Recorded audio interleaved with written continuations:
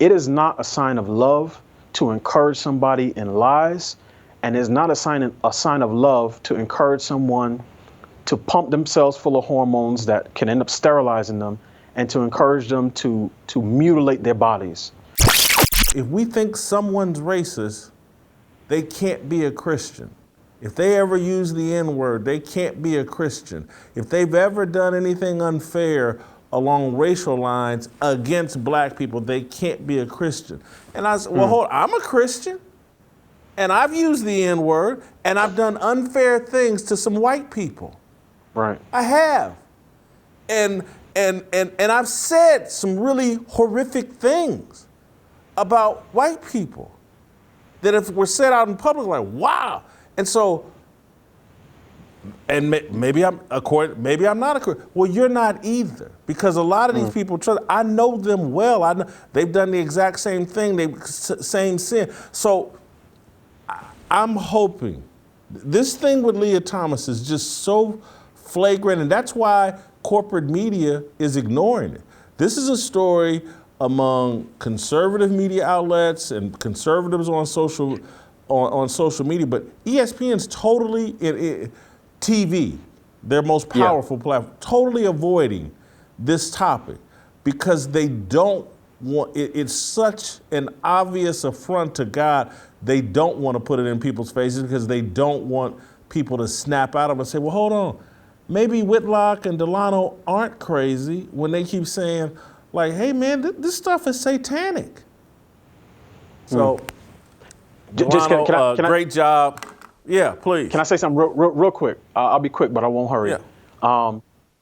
I think two things really quick. One, the corporate media does cover it, but when they do, it's always from the perspective of affirmation. So I think I saw an article in the Times. I didn't read it. But the headline had I think the piece was trying to say Lia Thomas is only an issue because he keeps winning, right? And it almost framed the issue as people who are against this, who actually want girls' sports to be for girls, are just sore losers, right? So we know whenever corporate media opens their mouth about this, it'll only be in the place of affirmation. But I want to bring it full circle in terms of a biblical worldview and the Imago Dei. What we're doing also does not help Lia Thomas or people like him who struggle with gender identity.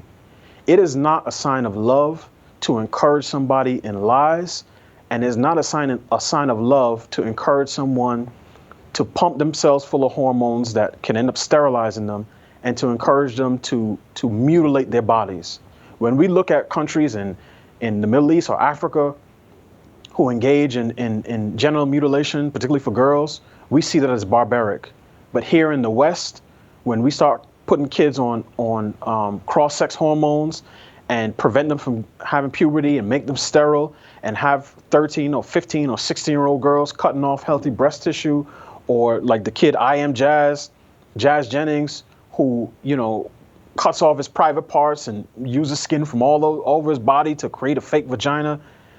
None of that stuff is loving. None of that stuff is kind. But we are too scared to say those things because we don't want to get labeled as bigots and transphobe. And again, in the same way when it deals with issues of race, if me being a black man who promotes the black family makes me a sellout, I'm willing to take that. And if me being a Christian that says, no, your body was created by God, and any tension you have between mind and body, you need to work on the mind because God has already spoken on the body.